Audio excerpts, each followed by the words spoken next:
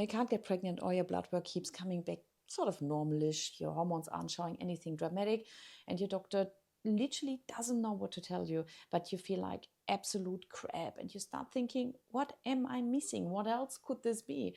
So let me talk about something I don't talk too often about: mold toxicity, because that can absolutely wreck your body, your hormones, and your fertility.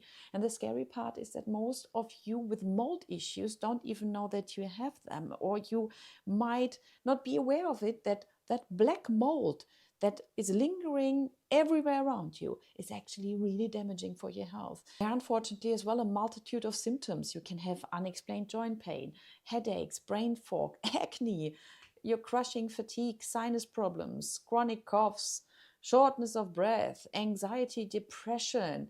You might have ADHD-like symptoms out of sort of nowhere. And yeah, constant bloating, even gut issues.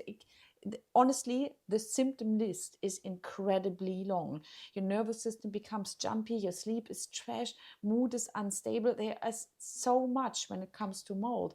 And on blood work, yes, you might have clues there. So you gotta check your inflammatory markers. Now, CRP and ESR might be actually elevated. You might have elevated eosinophils, abnormal liver enzymes, low white blood cell count, maybe a low MSH. Now, there are a few bits and pieces where you might pick up on it, but not everyone shows clear markers. That's the problem with mold. It hits different in every single body. I can even tell you from a personal experience, because I have lived in mold-infested houses, and by the end, my skin was an absolute nightmare. Sinuses a mess. I was just inflamed, and I simply didn't know it. It was a mold. Now, I moved out, and within weeks, my skin started clearing. I just couldn't believe it. And this brings me to the most important part. You cannot detox your way out of mold if you're still living in mold. It's impossible. Absolutely impossible. I don't care how many supplements you take, what herbs you buy, how many binders you swallow.